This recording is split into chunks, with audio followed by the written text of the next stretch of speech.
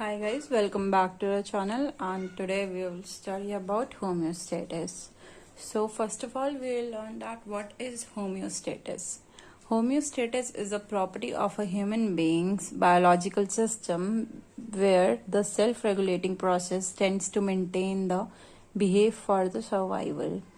Homeostasis क्या होता है? होम्योस्टेसिस हमारी जो होती है वो सेल्फ रेगुलेटिंग प्रोसेस होता है, मतलब हम खुद नहीं मेंटेन करते इस प्रोसेस को, ये हमारे बॉडी जो होता है खुद मेंटेन करती है। ठीक है, हम नहीं करते इसको। जैसे हम खाना खाते हैं ना, तो हम खाना अपने खुद से खाते हैं, पर जो डाइजेस्ट होता है वो हमारे कंट्रोल में नहीं होता ना।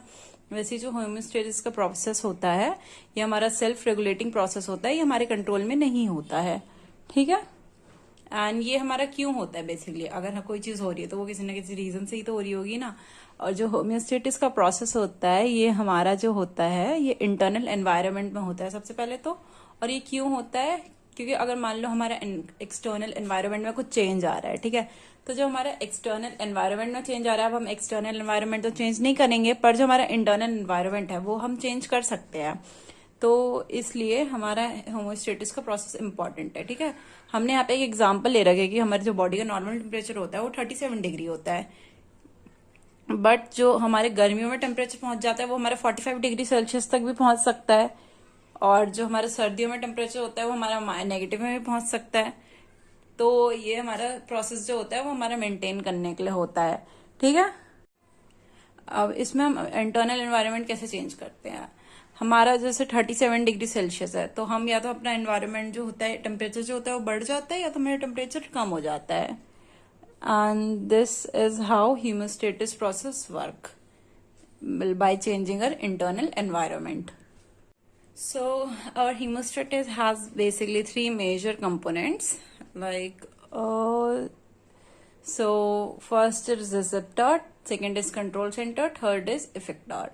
रिसेप्टार क्या होता है? रिसेप्टार जो होता है जो हमारा इन्फॉर्मेशन लेता है फ्रॉम द एनवायरनमेंट, और जो एनवायरनमेंट जिस चीज से वो हमारा इन्फॉर्मेशन लेता है उसको हम स्टिमुलाई बोलते हैं। ठीक है, अगर तुम कभी हॉट पैन टच करोगे, ठीक है, तो तुम अपना हाथ हटाओगे और जो वो हॉट पैन हो जाता है वो हमारा स्टिमुलाई हो जाता है, और जो हाथ तुम्हारा होता है वो रिसेप्टार्स हो जाते हैं। हाथ में हमारे रिसेप्टार्स प्रेजेंट होते हैं। ठीक है, हाथ हमारा बेसिकली खुद एक रिसेप्टर नहीं होता, पर हाथ में हमारे रिसेप्टर्स प्रेजेंट होते हैं, तो वो हमारी इन्फॉर्मेशन लेते हैं और सेंसरी नर्व के थ्रू हमारे कंट्रोल सेंटर में पहुंचाते हैं। ठीक है, अभी कंट्रोल सेंटर क्या होता है? हमारा कंट्रोल सेंटर या तो हमारा ब्रेन होता है या तो हमारा स्पाइनल कॉर्ड होता है। ठीक है, जो इन्फॉर्मेशन हमारी पहुंचाता है, मतलब इन्फॉर्मेशन जिसपे हो जाती है और वो प्रोसेस करता है। ठीक है, वो सोचता है कि आगे क्या करना है। ठीक है, अगर तुमने हॉट पैन में टच करा है तो तुम्हारा हाथ ऑब्वियसली हटेगा ही। ठीक है, तो हमारा कंट्रोल सेंटर जो ब्रेन जो होता है या स्पाइनल कॉर्ड होती है वो हमारे इन्फॉर्मेशन देती है हमारे इफेक्टार को।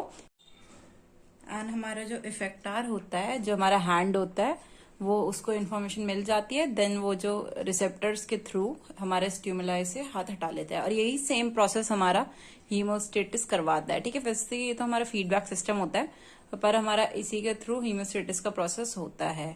ठीक है, एंड द प्रोसेस लाइक अगर मान लो तुम्हारे जैसे टेम्परेचर चेंज करवाना होता है इंटरनल टू एक्सटर्नल एनवायरनमेंट, तो वो भी इसी प्रोसेस के थ्रू होगा, कंट्रोल सेंटर में जाएगा, तो हमारा बॉडी जो होता है हमारा टेम्परेचर बढ़ाएगी या कम करेगी।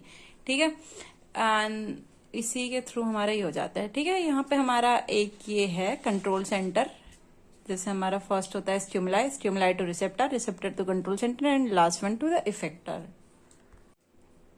And through this, body temperature becomes normal and the hemostasis processes occur.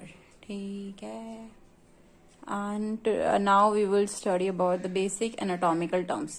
ये हमारा सबसे छोटा, मतलब सबसे छोटा टॉपिक है। ठीक है, सबसे छोटा टॉपिक नहीं है, पर लाइक लास्ट टॉपिक है हमारे यूनिट 1 का फर्स्ट पार्ट का। अब हमारा 2 और टॉपिक बचे हैं यूनिट 1 में, सेलुलर कंपोनेंट्स एंड हमारा टिश्यू, पर ये हमारा जो यूनिट 1 का फर्स्ट पार्ट का ये हमारा लास्ट टॉपिक है। अब पढ़ेंगे हम इंटीरियर क्या होता है। इंटीरियर क्या होता है? हमारा इन फ्रंट। देखो ये सब पढ़ने वाला है तो इसको रटना मत, इसको समझोगे। सब हम पढ़ेंगे डिस्टल क्या होता है। डिस्टल होता है फार फ्रॉम द ओरिजिन। अब हमारा ओरिजिन क्या होता है? इसमें मैथ्स में जैसे ओरिजिन होता है हमारा 0 0, तो हमारे इसमें ओरिजिन हमारा कोई भी बॉडी पार्ट से हम लोकेट करते हैं ना, तो उसको हम ओरिजिन बोलते हैं। ठीक है, अगर हमने इसमें ओरिजिन हमारा हर्ट मान लिया, तो हर्ट से दूर, दूर क्या हमारा हर्ट से जैसे ब्रेन हो गया, तो वो हमारा हर्ट से ना डिस्टल हो गया। ठीक है, मतलब दूर हो गया। एंड हमारा प्रॉक्सिमल, प्रॉक्सिमल क्या होता है? Close to the origin. Origin से क्या क्लोज है? हमारा लंग्स, ठीक है, तो वो हमारा प्रॉक्सिमल में आ गया। एंड फिर हमारा डॉर्सल। डॉर्सल क्या होता है? नियर द अपर सरफेस, ठीक है, ऊपर के सरफेस के जितना पास होता है उसको हम बोलेंगे डॉर्सल रीजन, पर हमारे बैक में, ठीक है। And ventral. वेंट्रल रीजन होता है हमारे टुवर्ड्स द बॉटम, ठीक है, हमारे बॉटम में क्या है, मतलब हमारे फ्रंट में, ठीक है।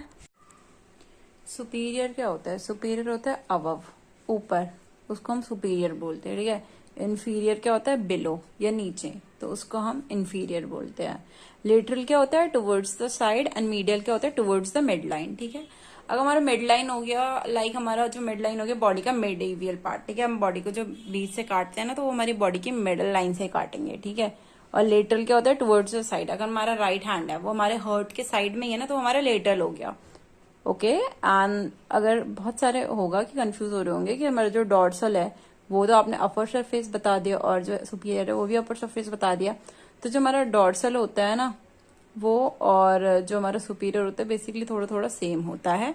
एंड जो इंफीरियर और वेंट्रल होता है ये भी हमारा थोड़ा थोड़ा सेम होता है, ओके। एंड हमारा ये जो यूनिट 1 का फर्स्ट पार्ट जो है वो फिनिश हो चुका है। And from the next lecture we will study about the cellular components. Thank you.